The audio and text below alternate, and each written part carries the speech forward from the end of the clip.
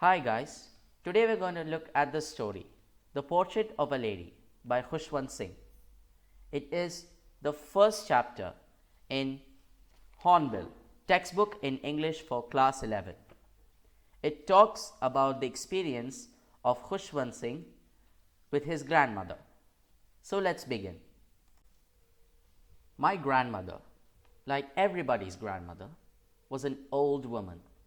She had been old and wrinkled for the 20 years that I had known her. People said that she had once been young and pretty and had even had a husband, but that was hard to believe. My grandfather's portrait hung above the mantelpiece in the drawing room. He wore a big turban and loose-fitting clothes. His long white beard covered the best part of his chest, and he looked at least 100 years old. He did not look the sort of person who would have a wife or children. He looked as if he could only have lots and lots of grandchildren. As for my grandmother being young and pretty, the thought was almost revolting. She often told us of the games she used to play as a child. That seemed quite absurd and undignified on her part, and we treated it like the fables of the prophets she used to tell us. She had always been short and fat and slightly bent.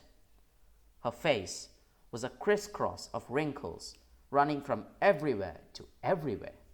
No, we were certain she had always been as we had known her, old, so terribly old that she could not have grown older and had stayed at the same age for 20 years. She could never have been pretty, but she was always beautiful. She hobbled around the house in spotless white, with one hand resting on her waist to balance her stoop and the other telling the beads of her rosary. Her silver locks were scattered untidily over her pale, puckered face, and her lips constantly moved in inaudible prayer. Yes, she was beautiful.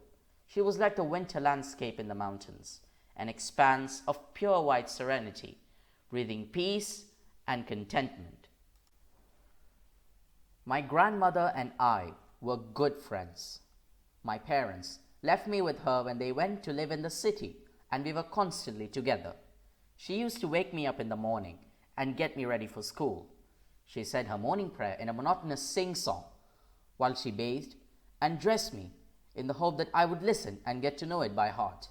I listened because I loved her voice, but never bothered to learn it. Then she would fetch my wooden slate, which she had already washed and plastered with yellow chalk, a tiny earthen ink pot, and a red pen, tie them all in a bundle, and hand it to me. After a breakfast of a thick stale chapati with a little butter and sugar spread on it, we went to school. She carried several stale chapatis with her for the village dogs.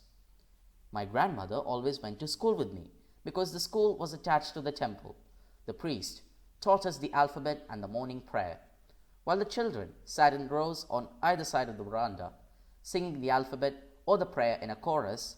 My grandmother sat inside, reading the scriptures. When we had both finished, we would walk back together. This time the village dogs would meet us at the temple door. They followed us to our home, growling and fighting with each other for the chapatis we threw to them. When my parents were comfortably settled in the city, they sent for us. That was a turning point in our friendship. Although we shared the same room, my grandmother no longer came to school with me. I used to go to an English school in a motor bus. There were no dogs in the streets, and she took to feeding sparrows in the courtyard of our city house. As the years rolled by, we saw less of each other. For some time she continued to wake me up and get me ready to school. When I came back, she would ask me what the teacher had taught me. I would tell her English words and little things of Western science and learning, the law of gravity, Archimedes' principle, the world being round, etc. This made her unhappy. She could not help me with my lessons. She did not believe in the things they taught at the English school and was distressed that there was no teaching about God and the scriptures. One day I announced that we were being given music lessons. She was very disturbed. To her, music had lewd associations. It was the monopoly of harlots and beggars, and not meant for gentlefolk. She said nothing, but her silence meant disapproval. She rarely talked to me after that. When I went up to university, I was given a room of my own. The common link of friendship was snapped. My grandmother accepted her seclusion with resignation.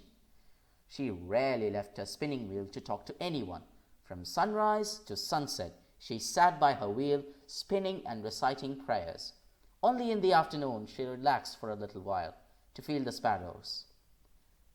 While she sat in the veranda, breaking the bread into little bits, hundreds of little birds collected around her, creating a veritable bedlam of chirrupings. Some came and perched on her legs, others on her shoulders, some even sat on her head. She smiled, but never shooed them away. It used to be the happiest half hour of the day for her. When I decided to go abroad for further studies, I was sure my grandmother would be upset. I would be away for 5 years, and at her age, one could never tell. But my grandmother could. She was not even sentimental. She came to leave me at the railway station, but did not talk or show any emotion. Her lips moved in prayer. Her mind was lost in prayer. Her fingers were busy telling the beads of her rosary. Silently, she kissed my forehead, and when I left, I cherished the moist imprint as perhaps the last sign of physical contact between us. But that was not so. After 5 years, I came back home and was met by her at the station. She did not look a day older. She still had no time for words, and while she clasped me in her arms, I could hear her reciting her prayers. Even on the first day of my arrival, her happiest moments were with her sparrows, whom she fed longer and with frivolous rebukes. In the evening, a change came over her. She did not pray. She collected the women of the neighborhood, got an old drum, and started to sing. For several hours, she thumped the sagging skins of the dilapidated drum and sang of the homecoming of warriors. We had to persuade her to stop, to avoid overstraining. That was the first time since I had known her that she did not pray. The next morning, she was taken ill. It was a mild fever, and the doctor told us that it would go. But my grandmother thought differently. She told us that her end was near. She said that since only a few hours before the close of the last chapter of her life, she had omitted to pray. She was not going to waste any more time talking to us. We protested, but she ignored our protests. She lay peacefully in bed, praying and telling her beads. Even before we could suspect, her lips stopped moving, and the rosary fell from her lifeless fingers. A peaceful pallor spread on her face, and we knew that she was dead. We lifted her off the bed, and, as is customary, laid her on the ground and covered her with a red shroud. After a few hours of mourning, we left her alone to make arrangements for her funeral. In the evening, we went to her room with a crude stretcher to take her to be cremated. The sun was setting and had lit her room and veranda with a blaze of golden light. We stopped halfway in the courtyard, all over the veranda and in her room, right up to where she lay dead and stiff, wrapped in the red shroud. Thousands of sparrows sat scattered on the floor. There was no chirruping. We felt sorry for the birds, and my mother fetched some bread for them. She broke it into little crumbs the way my grandmother used to, and threw it to them. The sparrows took no notice of the bread. When we carried my grandmother's corpse off, they flew away quietly. Next morning, the sweeper swept the breadcrumbs into the dustbin. And that's the end of the story. Please give us your feedback in the comments section below. Please share and like this channel for more useful content coming your way. We'll be back soon with more exciting stories from grade 11 CBSE. Bye for now.